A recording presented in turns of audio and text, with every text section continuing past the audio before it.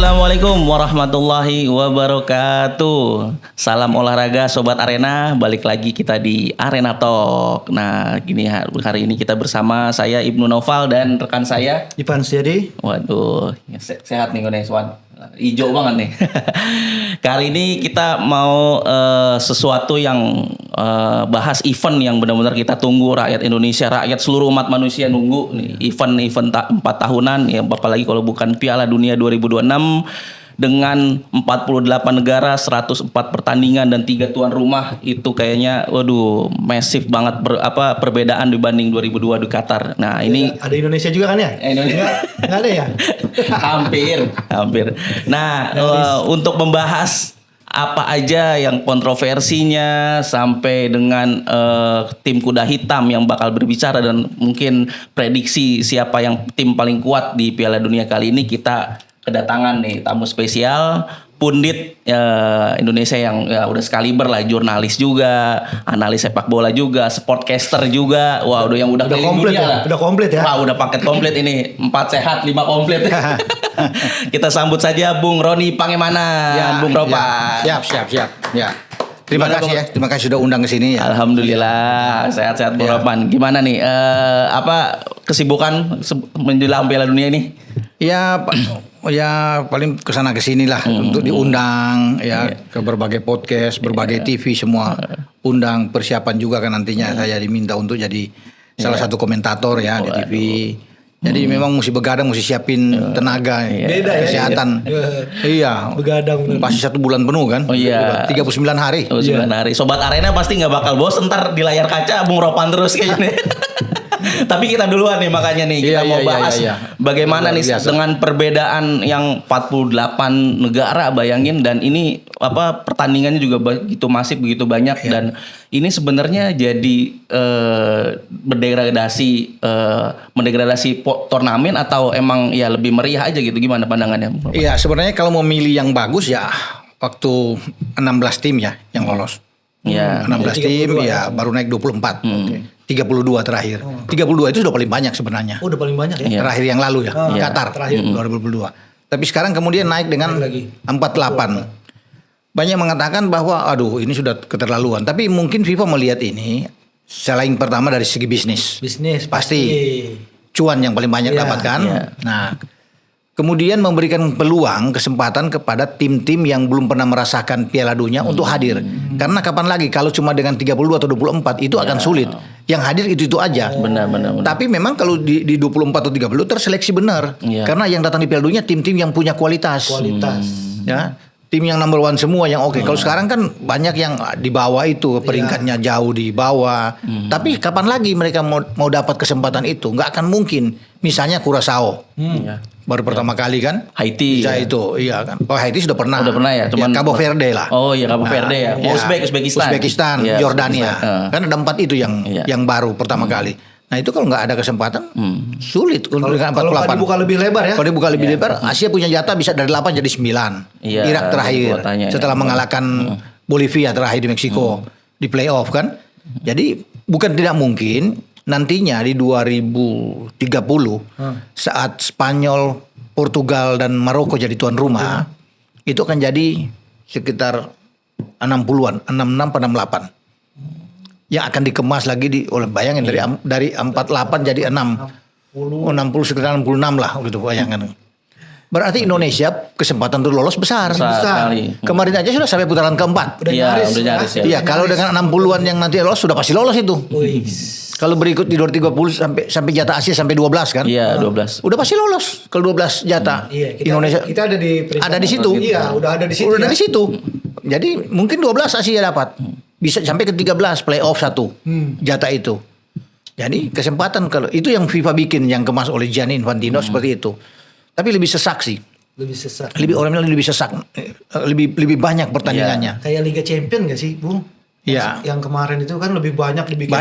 Dibikinnya betul. Dibikin begitu. Iya. Jadi kita nonton Liga Champions itu kayak masih lama. Iya. Dan memang ujung-ujungnya ini memang bisnis sih. Iya. Duit ya. Karena Bayangin 48 tim belum bertanding aja begitu lolos sudah dapat cuan kan? Iya. Iya benar. Bahkan pemainnya klub pun yang nggak mengirim pun dapat juga. Ini lu belum main, Kompensasi. masih pegang koper dari rumah, duit sudah masuk. Udah mah. Semua setiap tim. Dan miliaran itu yang masuk. Jadi itu belum lagi yang juara. Jadi pokoknya ini semua luar biasa dikemas oleh FIFA agar turnamen Piala Dunia ini terus bisa berkembang dengan baik, dengan banyak tim-tim yang baru yang bisa ikut untuk di turnamen berikut. Kalau 66 akan lebih banyak lagi. Benar-benar sedunia lah ya nih ya. Betul. Sedunia. Iya. Sekarang kan Haiti sudah begitu lama terakhir tahun 74 Haiti bisa lolos. Ya Kongo yang udah terakhir tahun 74 lolos lagi sekarang. Udah begitu lama menunggu kan? Itu yang gitu-gitu. Kalau enggak susah. Di Afrika itu akan jadi nanti Aljazair, Maroko, ya kan ya itu ya akan lolos. Tunisia, ya tapi hebatnya sekarang misalnya di Afrika itu tim-tim yang langganan tuh seperti Kamerun nggak ada, Nigeria tuh nggak ada. Ah itu kemana tuh? Ya kalah di penyisian. Penyisian ya. Jadi berkembang dengan baik kan, semua tuh bisa naik. Makanya muncul di Tanjung Verde semua kan. Gitu-gitu turun tuh. Iya. Karena persaingan di sana kan hebat. Di sana Pantai Gading. Berarti nggak ada tim underdog Cabo gitu ya, Verde, langsung iya. tim kuat semua. Verde banyak semua kan. Tunisia, Aljazair, Maroko, Afrika Selatan kan semua pada Ghana, Senegal. Itu hadir semua tuh luar biasa persaingan ini. Bukan tidak mungkin juga di Asia kan seperti itu. Itu yang kita akan tunggu dan saya rasa kalau memang dibuka lagi lebar, kita akan lolos. Dengan kualitas pemain seperti saat ini. Apalagi kamu lihat kemarin kita lawan Oman. Itu kan keren. Tiki taka semua. Makanya pelatih Oman Tarik Sektiau bilang, saya itu heran. Tim sebagus ini kok nggak lolos Piala Dunia.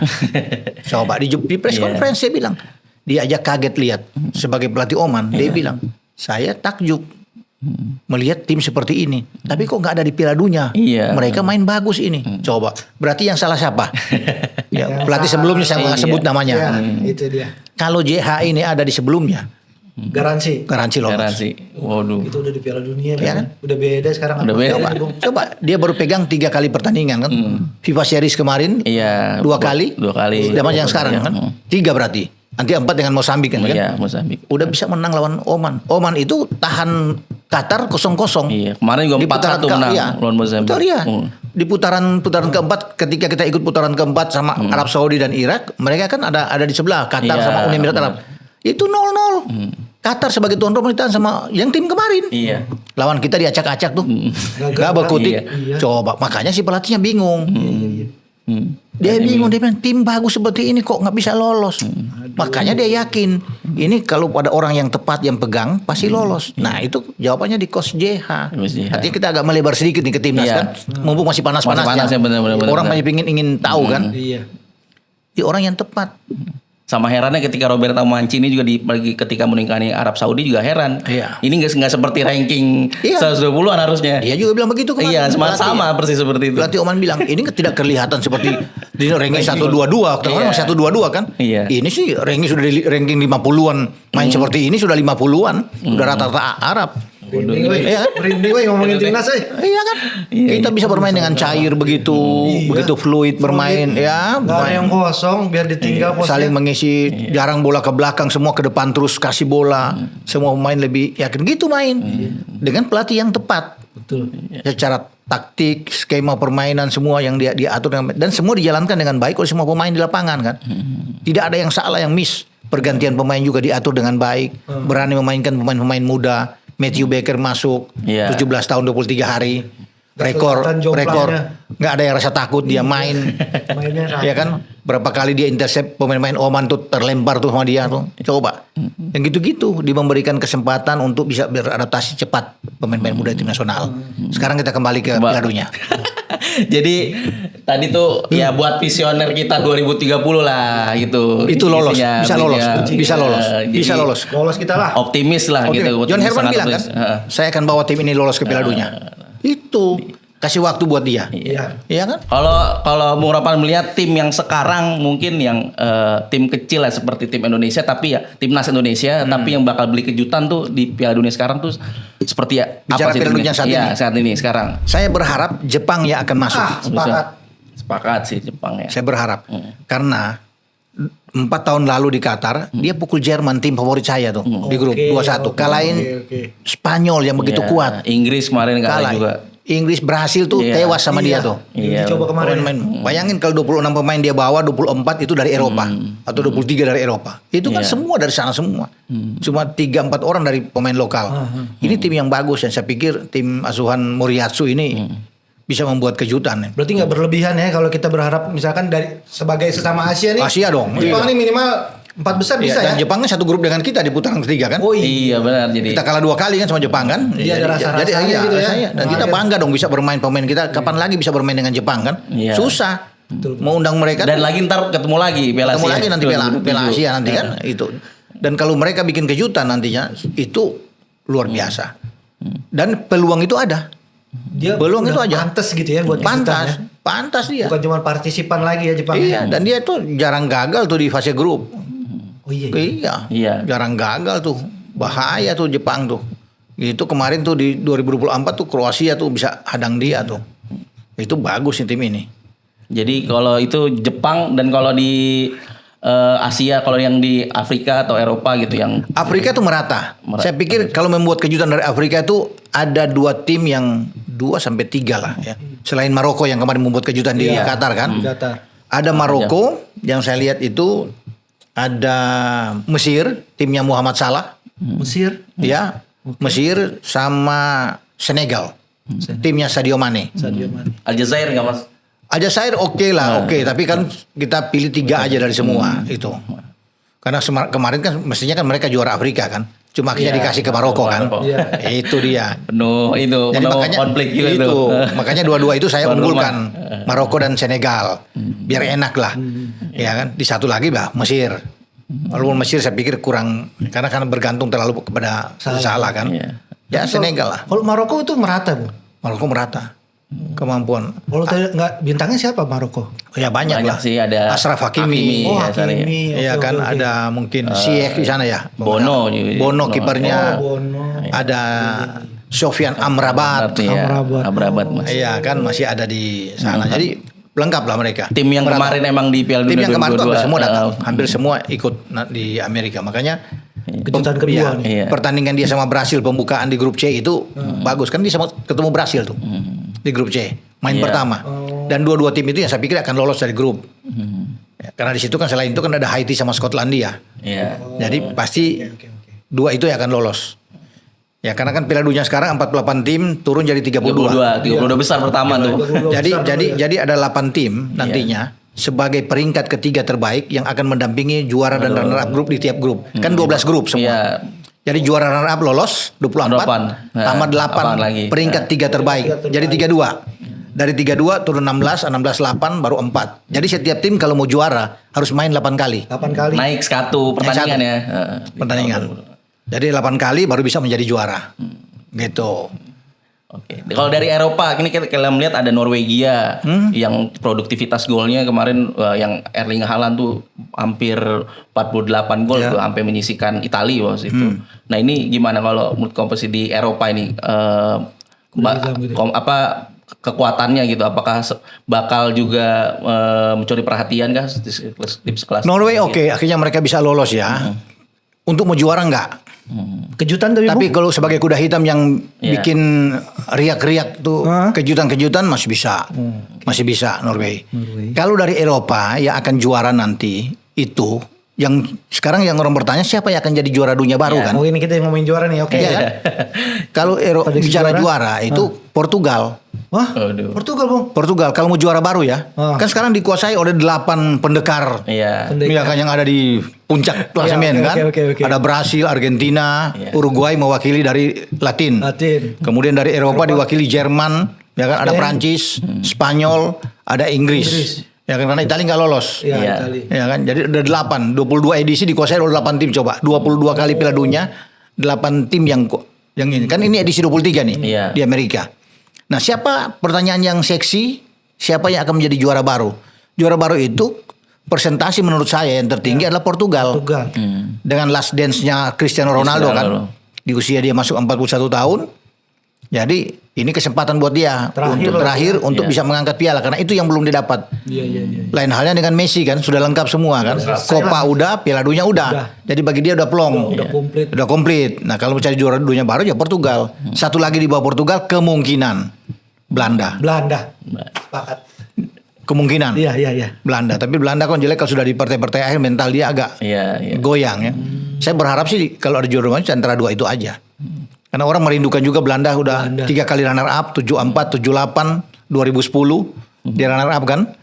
Dan sekarang kesempatan buat dia. Kemarin waktu di Qatar hampir saja menang adu penalti ya. Untung kalah sama Argentina adu penalti kan. Pertandingan bagus itu. Kalau Belanda lolos, Belanda yang juara itu. Udah pasti ya. Iya kan. Tapi karena Argentina yang lolos ya Argentina yang juara. Dan seenggaknya ada nuansa Indonesia lah di situ. Oh iya. Timnas pusat. Sekarang Belanda menuju di Amerika itu dengan ada kakaknya Eliano Reinders yang main di Persib, Tijani Reinders. Yang masih ada darah Indonesia. Jadi ada bangga kan. Karena orang tuanya kan ibunya kan Leka Tompesi. Iya kan dari Maluku. Jadi pasti banyak kalau bagian timur Belanda semua itu. Iya. Pasti semua orangnya semua itu. KNVB. Iya kan. Jadi ya itu kalau bicara ya, kalau Norwegia kayak sebagai kuda hitam aja.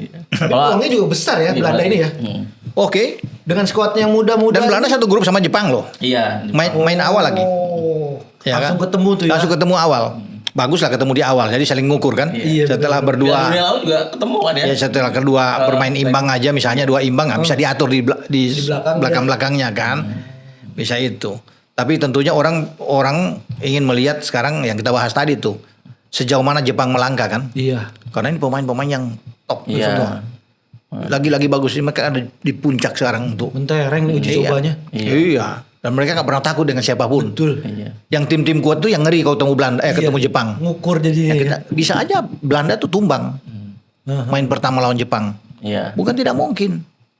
Karena emang dari 6 pertandingan terakhir juga belum pernah kalah sama Jepang uji coba. Kecuali terakhir kemarin lawan Amerika. Oh yang Amerika ya terakhir ya. Putus dia punya rekor itu kan. Kalah 2 dia kan. Setelah lama dia bagus di Jerman, di pertandingan persahabatan uji coba tapi Amerika kasih putus. Tapi Amerika akhirnya putus sama Jerman. Kemarin gitu. Kalau Amerika Selatan nih Argentina bisa back to back juara nggak? Mungkin kayak di luar Brazil kan pernah juga ya back to back ya Piala Dunia 58 ya dia back to back gitu. Nah ini Argentina bisa nggak sih making history kayak Brazil itu ngeliat skuadnya juga kurang lebih sama lah sama yang di Qatar gitu masih. Iya tidak banyak perubahan ya kalau bisa melihat di asuhan Lionel Scaloni ya. Tapi mereka tetap hanya bertumpu kepada Lionel Messi. Cuma perannya Lionel Messi dikurangi sekarang. Dia karena dengan usianya. Iya. Kemarin juga lawan Honduras kan bisa dimainin ya. Jadi dia hanya menjadi pembagi bola. Pembagi bola ya. Tidak seperti 4 tahun lalu bekerja keras harus bikin gol. Sekarang dia lebih ke pembagi bola karena di depan itu untuk bikin gol sudah ada Lautaro Martinez dan Alvarez ya. Dia akan ada di sana. Jadi perannya bukan krusial jadi strategis. Jadi dia bermain di belakang. Ya nomor 10 lah sesuai dengan kostum jersey dia. Nah itu tugasnya untuk membagi bola. Dia nggak paling depan lagi ya? Nggak paling depan lagi. Karena itu tugas Lautaro Martinez sama Alvarez yang akan bikin gol. Begitu. Nah ini menarik nih Bung Ropan. Kita bahas bagaimana di luar lapangan nih saat ini. Piala Dunia tuh penuh intrik yang bener-bener kayak kemarin Iran latihan di Arizona. Padahal mainnya kan di Amerika ya. Karena 15 pejabat federasinya ditolak visa dan mereka cuma boleh masuk AS di hari pertandingannya aja. Langsung pulang itu. Langsung pulang. Kalau kita jujur nih masih Piala Dunia atau udah jadi panggung perang dingin gak sih? Ya gimana ya agak sulit juga ini pertama kali kejadian. Negara yang lagi berperang kemudian bisa menerima musuhnya untuk bisa bermain di situ. Tidak pernah terjadi seperti itu. Tapi ya Amerika sudah punya formula bahwa yang tadinya agak begitu sulit kan untuk masuk visa nggak bisa dapat. Mereka harus lewat di Ankara, harus latihan di Antalya, tapi kemudian harus ke Meksiko. Bahkan Iran itu sudah meminta untuk dipindahkan kan sebelumnya. Iya, ke Meksiko permainan. Tapi tidak disetujui oleh FIFA. Tapi ketika mereka memindahkan untuk latihan aja dari Tucson, Arizona ke Tijuana, di kota yang ditempatin sekarang Tijuana di Meksiko, itu disetujui oleh FIFA. Tapi mereka oleh Amerika, otoritas Amerika harus datang dan pergi. Nggak boleh nginep. Nggak boleh nginep. Main kebetulan Tijuana kota itu di Meksiko itu berdekatan dengan Seattle sama di Los Angeles. Itu kan di perbatasan. Jadi ya habis main tidurnya di Meksiko. Mainnya di Amerika. Tapi Jadi perjalanan nggak jauh juga. nggak begitu ini jauh. Jadi pergi pagi mereka ya begitu habis selesai itu malam udah pulang atau sore udah pulang. Out dari Amerika. Karena di jadwal mereka itu ada 2 pertandingan main di California atau di Los Angeles. Main pertama lawan Selandia Baru, kemudian lawan Belgia. Terakhir baru mereka pindah. Mesir mereka akan bermain di Seattle. Itu. Jadi memang inilah geopolitik yang terjadi. Ini soal kebijakan imigrasi sih yang ada. Hubungan internasional itu kan satu paket itu. Semuanya. Dan mereka itu soal keamanan. Dan Amerika takut. Kenapa mereka tidak memberikan izin dengan semua ada delegasi mungkin ada 15 orang kalau nggak salah. Iya, ya? 15. Termasuk presidennya Mehdi Tai kan. Dari presidennya PSSI-nya Iran. Oke. Belum bisa masuk. Karena Mehdi Tai ini ex mantan orang penting juga di IRGC. Militernya. Kan Amerika itu mereka kan data mereka keluar di komputer semua. Iya. Oke, kalau data dia juara lah ya. Dia tahu kan kita bertiga bekas IRGC. Walaupun sekarang sudah enggak misalnya. Tetap terdata itu kan. Jadi itu nggak boleh masuk bagi mereka. Jadi sudah bersyukur bahwa Iran itu akhirnya diberikan visa pemain dan pelatihnya untuk bisa masuk. Sudah merupakan suatu kebijakan yang luar biasa. Untuk pertandingan ya. Untuk pertandingan. Iya kan? Jadi memang yang tadinya digembar-gemborkan Iran akan mundur kan karena sulit untuk bisa mendapatkan itu. Tapi Amerika agak melunak. Melunak itu dan Trump sebagai presiden ya oke, lu bisa bermain. Kasih keluar. Dia keluar sebelum dia berangkat Sabtu ke Meksiko, keluarnya Jumat malam visanya. Jumat malam. Memang sudah diukur. Itu dia keluar baru berangkat. Tapi itu harus begini buat saya. Ini mereka dalam tekanan kan? Iya, betul. Si Iran. Iran. Disinilah kesempatan buat mereka untuk bisa menguji nyali mereka, mental mereka. Mampu nggak? Kalau Iran bisa mampu, itu luar biasa yang terjadi. Ya karena kan kalau saya lihat di grup mereka dia bisa lolos. Iya, benar bisa. Main lawan Selandia Baru dia bisa menang. Saya yakin. Tinggal Belgia yang kuat kan. Kalau dengan Belgia draw cukup lah ya. Cukup karena kan ada peringkat ketiga terbaik gitu. Jadi ya begitu yang terjadi dengan situasi dan kondisi Iran. Infantino sendiri bilang FIFA nggak bisa menyelesaikan geopolitik, tapi masalahnya kan bukan karena bisa atau tidak gitu ya. Karena FIFA sendiri pernah nge-ban Rusia gitu setelah 3 hari menginvasi Ukraina. Nah ini ngelihatnya Bung Ropan emang standar ganda itu nyata nggak sih? Bener? Kelihatan sekali kan? Iya. Jadi, sangat kelihatan sekali. Dan ada yang bilang ya segelintiran ya rumor ya karena AS ini adalah pihak sponsor terbesar lah FIFA gitu. Makanya ya sampai kemarin Trump dikasih penghargaan ya. Padahal Dewan FIFA-nya sendiri menolak gitu. Ini Bung Rawan udah pernah sih melihat seperti kayak gini gitu. Nggak, ketika Amerika itu ditunjuk sebagai tuan rumah kan nggak ada yang tahu kemudian ada konflik di Timur Tengah. Oke. Ya awal kan udah jauh hari. Iya. Nah kita juga belum tahu misalnya Maroko, Portugal dan Spanyol jadi tuan rumah 2030. Kita nggak tahu untuk ke depan bagaimana. Tiba-tiba ada invasi misalnya ribut lagi. Iya. Dan ketika ribut pasti Amerika akan diuntungkan, tidak mungkin dibatalin Piala Dunia. Pasti di Qatar dulu kan gitu ya, sempat ada ribut-ribut kan serikat pekerja kalau di Qatar kan. Ada ancaman boikot gitu juga kan. Iya. Tapi saya pikir nanti adalah yang mungkin tidak bisa diungkapkan di sini. Ada FIFA pasti akan menyiapkan sesuatu bagi Iran.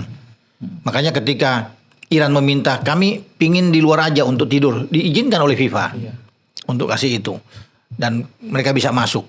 Nah makanya tinggal tergantung sekarang ujian bagi Mehdi Taremi dan kawan-kawan untuk bisa bagaimana mereka bisa menjadi pemenang di setiap pertandingan. Kalau mereka bisa menang, wah, jadi dia lolos terus kan, masuk kan. Saya berharap itu. Iya. Ini baru juga tuh Amerika tuh. Biar Amerika bisa tahu kan.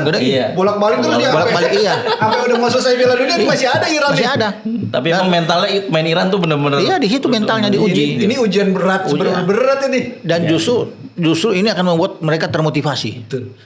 Adrenalin mereka akan, wah kami buktikan ini. nasionalismenya bangkit tuh ya. Semakin mereka ditekan, semakin mereka akan buktikan keluar bahwa kami sih nggak siap untuk bahkan bisa menjadi kuda hitam. Karena di Asia itu selain Jepang, Iran yang akan diperhitungkan. Oke, ada Uzbekistan kan, tapi Iran tetap diperhitungkan untuk menjadi salah satu kuda hitam kalau bicara dari Asia. Iya. Gitu. Nah, saya berharap mereka keluar dari grup. Keluar artinya untuk lolos. Lolos ya. Iya. Terus main dia bolak-balik. Mau dia peringkat 1, peringkat 2, peringkat 3 tapi lolos dulu lah. Ya kan di 32 mereka masih ada. Nah, itu pusing Amerika itu. Iya itu. Iya kan? Kalau Bung Ropan misalkan hadir dan itu ada pertandingan timnas AS melawan Iran, itu jadi Bisa kemungkinan. apa? Dua dia melihatnya seperti apa itu? Iya. Kalau kejadian tuh Rame itu. Jadi ya pindah tuh Selat Hormuz, perang Selat Hormuz pindah ke lapangan hijau. lo bisa bayangin ya di Piala Dunia lagi rame. Iya. Iran bisa bermain, tapi mereka lagi berperang di Hormuz. Iya. Lagi hajar-hajaran misalnya gitu. Tapi sementara berlangsung pertandingan itu kan luar biasa itu. Luar biasa. Ini pertama kali kejadian dalam sejarah sepak bola dunia bahwa ada Football unites the world. Iya, dua negara berperang. Iya. Tapi di sepak bola jalan terus. Lanjut terus. Lapangan gitu ya. Iya. Wah, gila tuh. Iya. Jadi memang Iya. inilah Menarik itu ya. sisi menarik yang ada di Piala Dunia. Karena kan Indonesia sebagai negara dengan populasi muslim terbesar di dunia Ya. pasti ngelihat nih perlakuan AS terhadap Iran nih seperti Iya. apa, dan saya kalau melihat skenario-nya kalau besok misalkan Indonesia lolos Piala Dunia dan ada gesekan politik seperti kayak gini. Apakah kita sudah punya mekanisme perlindungan gitu buat dari FIFA gitu, apa seperti apa kayak kemarin misalkan timnas Israel misalkan lolos gitu ya, dan satu grup misalkan ya di sama Indonesia pasti ada gesekan-gesekan seperti itu kan. Iya. Nah, ini kalau Bung Ropan melihatnya ada mekanisme seperti kayak gitu sebenarnya terjadi seperti apa? Kalau memang itu terjadi ya FIFA kan yang bertanggung jawab. Dan kalau memang diundian satu grup ya nggak bisa apa-apa. Indonesia harus bisa menerima itu. Karena ini misalnya di Piala Dunia, Iya. Indonesia lolos, Iya. Israel juga lolos. Iya. Tiba-tiba dalam undian satu grup. Ya mau tidak mau mesti terima. Ya kan? Israel tidak kemungkinan mundur. Iya. Yang paling tidak kan kemungkinan besar mundur Indonesia kan. Kita Tapi yang mundur. tapi kan sayang. Kita udah Iya. pernah kan itu ya? Iya. Iya. Piala Dunia U20 kan. Udah benar. Jadi kita tuan rumah. Padahal kita nggak satu grup, cuma karena Tuan Israel rumah. mau tuan Iya. rumah, Israel mau datang ke sini. Iya. Apalagi kalau kita satu grup. Iya. Tapi bagi Israel nggak peduli, dia tetap akan main dengan Indonesia, dia menerima. Kita yang mungkin nggak menerima. Iya, itu dia gesekan-gesekan. Gesekan seperti itu kan, tapi FIFA tetap akan jalan dengan rules dia, dengan aturan dia. Iya, kalau lu nggak mau, lu mau mundur silakan. Tapi kan capek, sudah capek, sudah sayang, sudah lolos, sudah mewakili itu, pasti akan kita juga. Bagusnya kan kita hajar mereka di lapangan kan? Iya. Kalau kita kalahin kan lebih bagus. Iya. Indonesia menang 1-0. Wah. Israel. Ya kan, lewat gol oleh Romani. Wih. Iya kan, Israel terjungkal akhirnya di menit ke-72. Wah. Waduh, lewat udah ada tandukan tuh narasinya, Iya. udah. Iya kan? Merinding cuy. Misalnya itu yang terjadi kan. Iya. Itu lebih bangga kita kan. Iya. Iya, kalahin di lapangan. Iya, Iya. judulnya misalnya Indonesia oleh Romani memulangkan Israel ke negaranya. Angkat kopor kan. Iya. Gara-gara gol tandukan itu kan. Kan bagus, narasinya kan mantap. Iya. Israel angkat kopor. Itu kita lebih bangga dong. Pasti ada yang bilang ngerasain lo. Misalnya gitu kan. Gitu kan. Misalnya begitu terjadi. Kita harus terima, nggak mungkin kita bikin apa-apa kalau satu grup. Iya. Dan harusnya tuh pemain bola ya udah mikirin pertandingan buat menang Iya, aja. iya sebenarnya ya terima aja, main aja. Iya. Nggak usah Main mikirin aja. politik di luarnya Iya. gitu ya kan. Ya Israel tetap akan maju terus. Nah iya dia pasti kayak gitu. Akan maju terus untuk bisa bermain karena dianggap ya main bola kan. Untuk apa dia mau campur-campur dengan Iya. segala macam gitu. Ya kan kalau ada ungkapan klasik kan sepak bola lebih dari sekadar olahraga gitu kan. Iya. Tapi ya melihat Piala Dunia 2026 sekarang kita nggak bisa pungkiri gitu kan, sepak bola udah nggak cukup kuat lagi untuk melampaui politik gitu. Iya. Jadi nggak mau pasti ada gesekan-gesekan seperti itu gitu. Jadi kita melihatnya ya nggak cuman di sekedar pertandingan, tapi juga intrik-intrik seperti itu juga nyata gitu. Iya, iya. Bumbunya ya, bumbu-bumbu. Betul. Tapi tetap tidak boleh membuat Piala Dunia ini misalnya itu terganggu dengan masalah seperti itu. Piala Dunia tetap akan terus berlangsung. Jadwal tidak akan berubah. Dengan konflik misalnya Amerika dan Iran ini kan tidak akan mengubah jadwal. Tetap tanggal 11 itu pembukaan. Iya. Itu sudah ini. Soal lu berdua baku tembak rudal dengan rudal terserahlah di isyarat itu, tapi tetap Piala Dunia tetap akan berlangsung. Shakira akan menyanyi dengan lagu Dai Dai, iya kan? kun tampil kan untuk pertama kali ya kan. Iya. Itu di Meksiko di Azteca. Shakira kan. Itu mengulangi lagi seperti yang ada di Afrika Selatan kan. Waka Waka. Wah. Gitu. Udah ada benchmarknya emang Shakira. Iya. Kalau ada dia memang beda magnetnya. Ya. Emang goyang. Iya. Magnetnya tuh luar biasa ya. Jadi sayang tuh Pique langsung menceraikan dia ya. Wah, itu bodoh. Kalau udah jadi mantan baru nyesel tuh. Bodoh amat ya. Iya, udah jadi artis top apa semua. Pique sekarang jadi apa? Udah pensiun. Iya, Dari main bola pensiun, di Barcelona udah kan. Gerard Ya Pique. lingkupnya di situ aja lah. Udah punya anak. Iya. Sudah ya bagus aja, baik-baik aja dengan Shakira kan. Dia buat dia. Pemirsa Inset. Iya, Henry cek nih kita. Aduh kan. Tapi begitulah. Iya. Tapi kalau Piala Dunia kan sering banget dipakai buat alat politik. Kalau Bung Ropan juga pernah lihat kan waktu misalnya di Netflix tuh ya, Netflix dokumenter bagaimana Sepp Blatter dengan melobi bagaimana tuan rumah, berbagai macam intrik-intriknya dulu di Argentina 1978 di bawah junta militer juga pernah ada gitu ya. Nah ini kalau menurut Bung Ropan setelah Piala Dunia 2026 menurut seharusnya bagaimana sih FIFA memilih tuan rumah gitu? Pemilihan tuan rumah tuh sebelum Piala Dunia sekarang berlangsung sudah dipilih. Sudah Jadi ada bahkan untuk 2034 kan sudah Arab Saudi. Arab Saudi. Jadi itu 2 step ke depan itu sudah dipilih. Nanti sekarang mungkin akan memilih 2038. Indonesia mungkin tuan rumah. Misalnya. Ini Infantino periode terakhir kan lagi juga. Ya, Indonesia, Australia, Thailand. Ya kan Singapura kita tuan rumah, Malaysia. Jadi 5 negara misalnya. Asia Tenggara. Asia Tenggara kan. Bisa itu. Sekarang kan dari 2 negara pertama dicetuskan 2002 ketika Jepang dan Korea. Kemudian kan berlanjut dengan sekarang 3 negara kan. Pertama kali dalam sejarah. Ketika Amerika, Meksiko dan Kanada. Jadi berikut mungkin bisa 5. Iya. Besoknya juga kan 3 negara. 3 negara juga. Nanti turun jadi 1 Arab kan. Nanti naik jadi 5 gitu kan. Misalnya. Itunya ya. Bisa dia agak grafiknya gitu. Iya. Biar gak ketahuan banget lah. Betul. Tapi maksud saya diplomasinya sekarang tuh udah benar nggak sih? Maksudnya Erick Thohir sudah mendekati FIFA dan bagaimana terakhir juga di New York itu Prabowo ya bertemu gitu. Jadi artinya dengan koneksi-koneksi seperti itu dipertahankan ya apa bisa? Itu penting. Di dalam urusan sepak bola bahwa negara itu hadir. Pemerintah itu dukungan karena sepak bola itu tanpa dukungan pemerintah kan sulit. Nah sekarang kan sudah bagus menjadi zaman Jokowi masuk ke Prabowo sekarang kan bagus. Lobby-lobby tingkat tinggi terjadi. Harus akur. Terlepas mungkin mereka nantinya kemarin membuat kita sakit kepala, sakit gigi saat di putaran keempat mengubah sistemnya dari netral ke Arab Saudi dan Qatar kan. Yang katanya itu AFC kan? Katanya pihak AFC yang enggak juga selain pihak AFC kan FIFA harus tahu yang menentukan semua FIFA. AFC itu kepanjangan tangan FIFA di Asia. Sama kayak di Eropa UEFA kan. Di Afrika CAF misalnya gitu. Yang ada apapun harus tunduk kepada FIFA. Kalau enggak akan berbahaya. Cuma kan kemarin itu diubah sama dia. Jadi sudah seperti itu mainnya. Udah tahu dari netral. Kemudian tunjuk dari peringkat terpipa tertinggi. Peringkat tertinggi enggak kalah itu Irak. Irak sudah berseda Irak makanya kan pelatih Irak sekarang Graham Arnold kan bilang sangat sayangkan Indonesia kan. Indonesia paling dia agak paling dirugikan dia bilang karena saya hadir waktu masih dia tengani Australia sebelum pecat bahwa ini netral. Kalau netral Indonesia dianggap Indonesia tim kuat. Jadi semua pelatih itu tahu Indonesia ini tim bagus karena mereka udah lihat kan. Bermain imbang sama Australia kita kan sini. Jadi mereka udah tahu. Cuma sayang ketika nggak lolos itu dengan perubahan ini yang dilakukan oleh FIFA sama AFC dengan Qatar sama ketika Qatar dan Arab Saudi menjadi tuan rumah ya udah pasti. Itu hanya pertandingan formalitas. Udah pasti lolos. Hasilnya udah satu mau menjadi tuan rumah 2034, satu baru habis tuan rumah. Dan FIFA udah tunjuk untuk U17 tuh 5 tahun berturut-turut sebagai tuan rumah kan.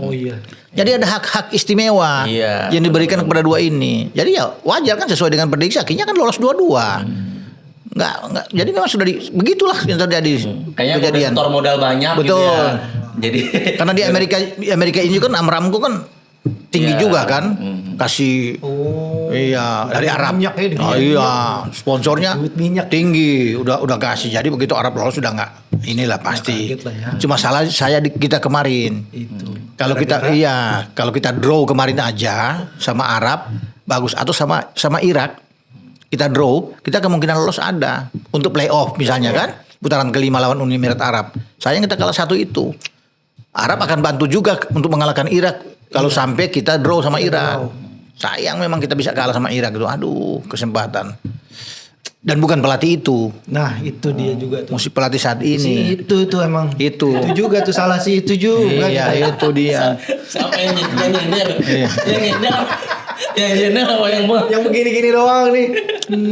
Sayang, tapi kita lupakan itu, mudah-mudahan ini sekarang. Ya, kita udah move jadi, on lah. Jadi Ya. begini, kalau Indonesia kita kembali ke pembicaraan Indonesia itu kayak ditampar. Jadi memang perlu seperti itu. Perlu ya, Bung? Iya. Perlu seperti itu. Jadi begitu kita tergeletak, kita harus bangun lagi kan. Kalau mungkin kita nggak besar kepala nanti kan. Kalau udah lolos, wah, ini semua menjadi-jadi semua kan. John Herman nggak datang. Iya, iya benar-benar. Lolos Piala Dunia, nggak ada John Herman. Hancuran juga ya. Iya kan? Euforia jam rolek bisa kiri kanan. Euforia tinggi kan, walaupun kita nanti lolos, tetap babak belur juga misalnya. Iya, kan? bisa benar. Tapi yang penting udah lolos Piala Dunia kan. Iya. Kita nggak lihat coach dia, tapi dengan pukulan ini bahwa kita memang perlu untuk disadarkan. Iya. Chemistry-nya juga nanti Chemistry, lebih matang ya. Nah sekarang biar tim itu lebih berkembang dengan baik dan matang dibuat oleh JH. Ini udah bener ya coach ya? Udah benar, Bung, ya? jangan diganggu. Iya. Jadi dia udah berjalan pada track yang bagus. Dan dia sudah punya misi ke depan, oke lah. Dibantu dengan agenda-agenda yang bagus padat selama tahun ini. Ada AFF, ada FIFA.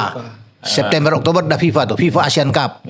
Jadi itu di bawah FIFA. Jadi semua pemain-pemain abroad di luar bisa bermain. Kan itu satu step-step yang nantinya menuju ke Piala Asia. Di sanalah dia akan bertarung kan. Walaupun satu grup dengan Qatar sama Jepang, sama Thailand, tapi tetap John Herman yakin. Melihat permainan kemarin kan. Iya, kita juga Qatar, yakin lah. Qatar kita libas itu. Itu. Iya benar. Iya kan? Itu. Katanya tim satu-satunya Asia Tenggara yang mengalahkan Oman ya. Iya, Oman di Piala Teluk tahun lalu kasih kalah Qatar 2-1. Di putaran keempat tahan Qatar 0-0. Kemarin ya babak belur sama kita kan. Nggak bisa main. Iya. Nggak bisa main. Nah, Qatar kita bisa bikin begitu nantinya di Piala Asia. Apalagi sudah penambahan-penambahan misalnya datang Dean Summerhand. Kan ini kan nanti Luke Fikri mau masuk sama Michael Becker. Ada 4 lagi yang akan masuk. Mudah-mudahan Dean Summerhand masuk. Pascal Stroik masuk. Itu kan Lauren Urix bisa masuk. Kan itu kan jadi bagus. Bagus kalau udah tambah jadi 6 udah. Itu kalau robot udah lengkap tuh Iya. semua. Artinya untuk ke semifinal Piala Asia terbuka. Wih. Udah ini beberapa inget nih garis bawain. Iya dong. Piala Asia kalau dengan pemain-pemain itu yang hadir ya. Jadi artinya di belakang itu kalau udah Pascal juga kan aman. Jay udah punya tuh. Jadi iya. Main di Leeds United, bos di Liga Primer. Gak main. Iya kan? Besar lah ya. Iya. Ada nomor 9 Dean Summerhand depan bagus, Lauren Urich yang bermain di gelandang. Jadi kita terisi semua pemain kita. Jadi udah mewah kalau bermain untuk Piala Asia. Nah, itu yang membuat John Herman itu percaya diri. Apalagi nanti ini kita akan bermain 2 kali menang misalnya di FIFA Matchday. Juara di AFF kan yang tidak pernah kita dapatkan. Wah, itu dia penantian panjang. STY 3 kali ikut. 3 kali final ya. 3 kali ikut. Oh, 3 kali ikut ya. Di Piala AFF enggak pernah juara kan? Iya, belum pernah. Nah, John Herman akan dia coba untuk bisa mengambil itu. Tapi materinya didukung sama pendukung kan. Banyak kan. Tom Hayer bisa bermain. Eliano Reinders, Jordi Amat, Sain Patinama, Ivar Jenner. Bagus bang, Mauro Silstra. Jadi materi kita bagus untuk di Piala AFF. Kalau juara kan dia pelatih pertama dalam sejarah Indonesia itu bisa membawa tim kita juara di AFF. Orang mau bilang Piala Ciki apapun tetap kita perlu. Kita nggak pernah ngangkat. Kita nggak pernah ngangkat bos. Masa Singapura pernah juara, Malaysia kita nggak dengan pemain semewah ini kan? Ya, itu. Ibaratnya kayak waktu Arsenal nih spesialis runner up tapi akhirnya cuma jaga piala doang. Jaga piala. Habis itu kasih ke orang, dia cuma lihat-lihat jaga doang. Lu jaga ya, gua yang bawa nih. Jagain trofi. Jaga trofi. Nah, sekarang nggak gitu dong. Ya, jangan kita jaga tuh masa 6 kali runner up. Iya kan? Yang kita mesti ambil. Iya, apapun itu kita mesti ambil. Gitu. Ada pialanya ya, selama ada pialanya pokoknya itu. Mau piala apa aja ya. Iya. Yang penting emang haus piala. Iya. Harus belajar. Iya. Oke, masuk di sesi terakhir kita bahas terlepas dari tadi yang semua kontroversi ini. Mungkin ya prediksinya Bung Ropan ya di Piala Dunia nanti dengan situasi geopolitik sekarang apakah ya aman-aman saja dan ya mungkin ada gesekan tapi ya itu hal wajar dan normal. Melihatnya seperti apa gitu? Saya pikir Piala Dunia akan aman-aman saja. Tidak akan ada masalah. Dan ini kan sejarah 3 negara pertama yang menjadi tuan rumah. Dan kalau kita lebih bergeser lagi, apakah siapa yang akan menjadi juara? Ini kan persaingan antara Amerika Latin dan Eropa. 22 edisi skor 10-12-10. 12 Eropa, 10 Amerika Latin. Amerika Latin sedang mengejar ini. Tapi kan andalan mereka kan hanya 2 kuda pacu ini Iya, kan. Argentina dan Brasil. Sementara Eropa kan banyak. Banyak ganti-gantian deh. Jerman, Spanyol, Prancis kan, Inggris. Italia yang nggak lolos. Italia nggak lolos kan. Nah, kalau bicara juara, hanya mereka yang akan menjadi juara. Inggris masuk, Bung. Ya kan mantan juara kan. Mantan juara. Jadi ini tradisi. Tradisi itu akan ada terus bahwa 8 negara ini yang akan menjadi juara lagi. Kita kan sudah bahas tadi di awal kalau siapa juara dunia baru Portugal. Tapi menurut saya agak berat untuk bisa keluar dari 8 jagoan ini. Jadi kalau bilang ini, mereka yang akan pasti juara. Muternya di situ aja. Muternya akan di situ aja. Makanya ini berat tantangan bagi Portugal dan bagi Belanda untuk bisa menjadi juara. Portugal dalam kondisi regenerasi emas saat ini terakhir. Karena Bernardo Silva, masih ada Ruben Dias, Leo bagus-bagus, Vitinha yang kemarin bawa PSG, wow, Neves kan bagus-bagus.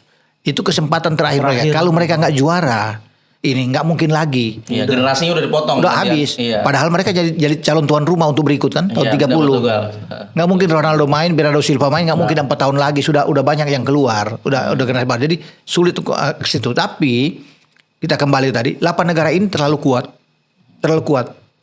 Brasil, Argentina, Jerman, Prancis. Nah, mengerucut lagi, buat saya hanya ada 3 ini yang bisa menjadi kampion juara.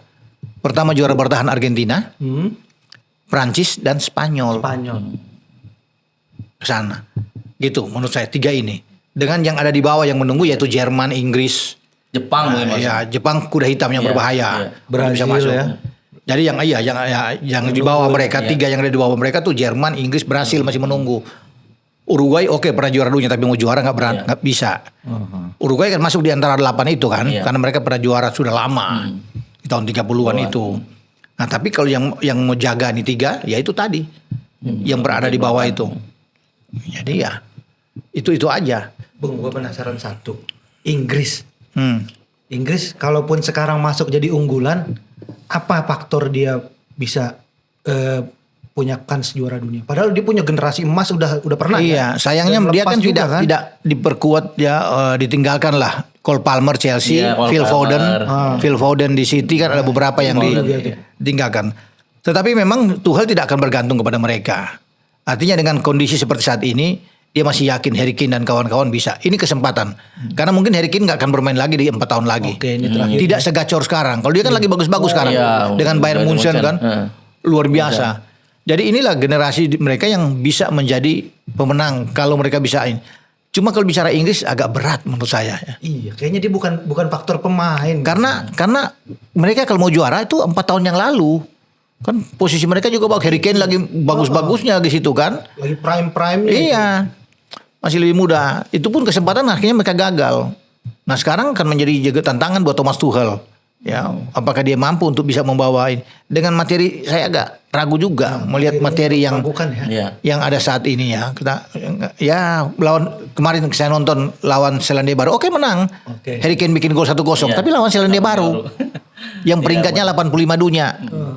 Ya kan? Kedua terendah ya yang ikut di Piala Dunia saat ini. Selandia Baru loh. Itu susah payah menang. Oke, itu pertandingan pemanasan bilang uji coba. Tapi kan gimana ya? Kalau mereka bisa gambaran itu gambaran. Kalau mungkin mereka bisa menang lawan Jepang, lawan Korsel, iya kan? Tim-tim yang bagus lah.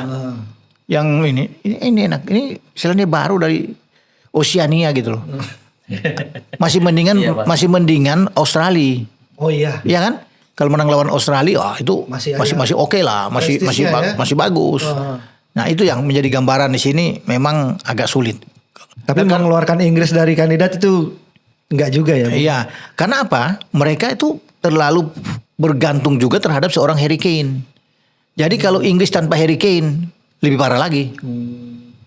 Walaupun mereka mungkin punya Oli Watkins, Aston Villa, tapi ketergantungan pada Harry Kane sebagai kapten itu ada. Nah, semoga dia tidak cedera. Kalau nggak ada Harry Kane, berat, gelap gitu, sulit. Mereka akan bisa berbuat banyak gitu. Gitu. Inggris gue sebenarnya dukung Inggris. Lo hooligan lo ya. Iya. Karena ada satu pemain Inggris juga yang akhirnya kan kesal juga nggak dipilih, Harry Maguire. MU kan. Sampai istrinya sama orang tuanya sampai marah-marah kan, mamanya marah-marah tuh. Ini sialan nih Thomas Tuchel ini nggak panggil, padahal kan lagi bagus dia dengan MU kan. Peringkat ketiga di Liga Primer. Ini anak saya nggak dibawa nih, padahal dia lagi bagus-bagusnya pingin gitu loh. Tapi dibawa yang lain kan. Iya. Mau bilang bagaimana? Ya, susah. Jadi itulah yang terjadi di Piala Dunia saat ini. Kita akan menyaksikan 1.248 pemain yang akan hadir. 1.200. Iya. Dengan mungkin 891 pemain baru. Ada 50 sekian atau berapa tuh? 300 sekian itu pemain lama. Yang sudah pernah ikut di 2022, 300 lebih, 350 sekian, 57. Itu hadir lagi di Amerika. Tapi lebih banyak yang pemain-pemain baru. Itu hampir 800-an tuh. Dari 1.248 pemain kan total. Jadi pemain-pemain yang masih baru, yang ikut pertama kali bersama dengan tim. Piala Dunia pertama ya. Merasakan Piala Dunia pertama. Jadi ya kita akan tunggu nantinya. Siapakah bintang muda misalnya akan hadir. Karena yang paling tua, walaupun kita bicara Ochoa tua, Messi, ya. Yang tua itu penjaga gawang dari Skotlandia. Siapa yang kira mau Craig Gordon itu 43 tahun. 43. Iya, kalau yang muda itu dari Meksiko justru. Gilberto Mora. 17 tahun. Yamal 18 ya. Iya. 17 tahun sekian lah. Jadi dia paling muda lah. Sebenarnya ada pemain saya di Jerman tapi pulang dia. Lennart Karl. Dari Bayern Munchen kan. Latihan cedera. Ya udah balik. Padahal saya pingin lihat dia bagus tuh. Wonderkid yang bisa meneruskan. Kalau Mesut Ozil dulu kita bisa melihat kan ada nggak dia sayang. Ototnya ketarik. Aduh. Sama seperti Yasin Hapner. Ya. Ketarik juga. Itulah. Oke. Terima kasih Bung Ropan untuk hari ini. Sama-sama. Analisisnya selalu jernih, selalu punya sudut pandang yang tidak biasa dan itulah yang selalu membuat Arena Talk ini juga jadi makin bernilai. Terima kasih sekali lagi. Sobat Arena, itu tadi pembahasan lengkap Piala Dunia 2026 bersama Bung Ropan. Format yang udah berubah total dan kandidat juara yang semakin terbuka. Nah, untuk kalian semua jangan lupa subscribe dan like dan jangan lupa nyalakan lonceng notifikasi untuk tidak ketinggalan konten youtube.inla.com. Terima kasih semuanya. Dan jangan lupa komentar siapa prediksi kalian yang juara di Piala Dunia 2026. Terima kasih, sekian. Wassalamualaikum warahmatullahi wabarakatuh.